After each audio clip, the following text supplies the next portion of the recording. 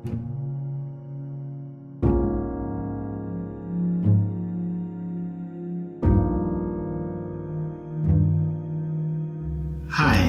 my name is Tebogo. I am a music producer, a TV producer, a broadcaster, a writer, and the founder of Nine Lives. I was brought up in Polokwane, the firstborn of 3 siblings, beautiful younger sisters. We were brought up in a Christian family. We were brought up with very solid fundamental Christian values. We were taught the difference between wrong and right. We were taught how to be accountable for our actions. We were taught how to seek fairness and justice for our fellow man, how to look out for our fellow man. And even later in life, when I went to high school,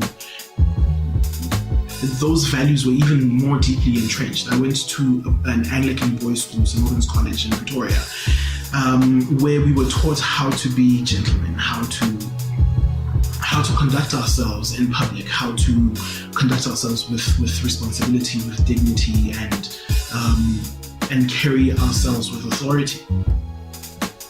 I never considered myself as anything of an activist. I never considered myself socially aware. I think even in my career, there was a large part of me that avoided getting involved in current affairs and rather focusing on issues of religion and entertainment. It was only in early 2017 that changed. And it came on the back of a series of very horrendous incidents that took place in our country, where young women were killed, were kidnapped, raped. And in all fairness, in all honesty,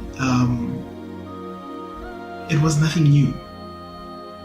And I think what kind of stood out for me was how much it had become normal. Violence had become so much of our culture that we have normalized it. I think every one of us on one level or another has been touched by violence, domestic violence. Even I have lost a loved one to domestic violence, and I think that incident shaped me and possibly made me more inclined at that point to sit back and take note and listen. There was a hashtag that started trending, Men Are Trash, and I remember just engaging in conversations with various women that I look up to, that I admire, and just trying to get their perspective on everything that has gone wrong, and where we seem to be missing the mark as men. And I remember feeling burdened that I had to do something. It couldn't just be conversations, idle conversations that had no definite outcome. And I sat my wife down one day and I said, I feel burdened. I want to do something about this. I want to lend my voice to the cause. And she said, why? And I said, because I can't wait for it to hit home first. I can't wait for it to be my wife one day, or to be my child, my daughter one day, before I see the significance of the outcry that's been going on for years. And I remember my wife turning around and saying, well, as far as I'm concerned, it's already hit home. I asked her why. She said, do you remember that time early in our marriage when we got into a fight and you grabbed my arm and you pushed me? And all of a sudden, my paradigm just shifted. And it was no longer about that guy out there that I needed to speak to, that guy that I needed to hold accountable for his actions. I became that guy. And I felt like whatever I lend my voice to has to speak to me first. And it became so personal. I remember, ironically, at the time, I was working on a poem that I got from a very talented friend of mine, Emma Mabe. And the poem basically dealt with abuse in the home. And I started playing around with that poem and just kind of like putting some music to it. And at the end, for some reason, it just came together and it landed so smoothly, and it gave me an idea to recruit poets from all over the country and get them to work on a collaborative project, get them to contribute poems that not only express the bitterness and the anger that they feel at everything that's been going on, but maybe to also kind of call out something in men, maybe to kind of speak a word of prophecy and to speak a word of change, to get young men to stand up and stand on their feet and realize the power that they've been given. The idea behind 9 Lives was to get a single female poet from each province, each one of them representing the voice of their province and telling a story of what it's like to be a woman in that province. And we also have a 10th poet who is like the anchor and the lady that builds the context around the stories. So the name 9 Lives actually speaks to the 9 different provinces and the 9 different stories that are coming out of this project. But it also encompasses the spirit of women, the knack that they have to rise above the occasion and to keep on reinventing themselves and to keep on coming back. The project is then recorded onto CD and DVD.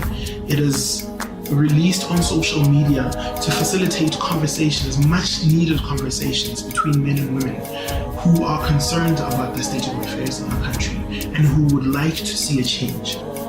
Part of the vision behind 9 Lives is to release a compilation of poems as a book, bound together with real-life testimonials of different people that have gone through abuse, so that they also get a platform to tell their stories.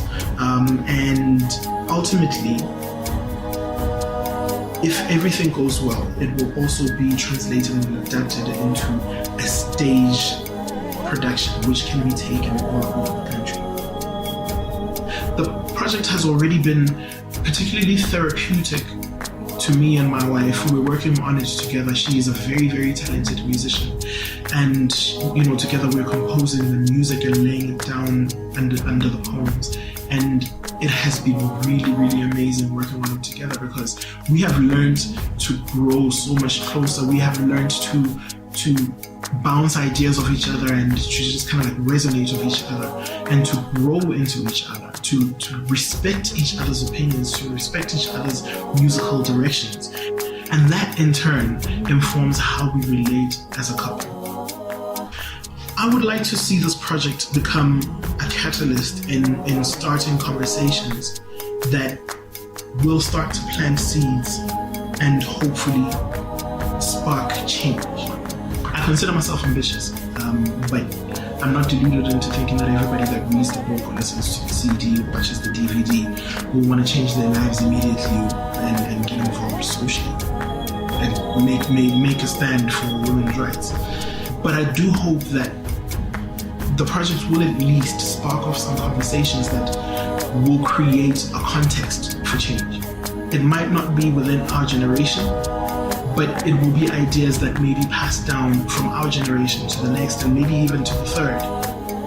And our children may actually benefit from the seeds that we plant today. Currently, the reality is women are disenfranchised. And we can hide behind the narrative that it's not me. We can hide behind the narrative that, they made me do it.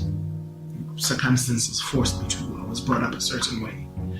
And the truth is, until we get to a point where we envision where we want to go and we envision the society that we want to live in, there's not going to be much of a difference. I would like to see men take a stand and realizing that where our power as men is not understood and where our purpose as men is not understood, abuse is inevitable.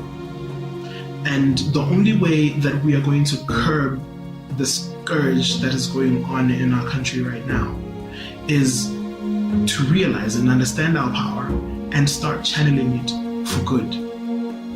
I've heard people say that their reason for getting involved in women's issues is because they have a mother, they have a sister, they have a daughter or a wife.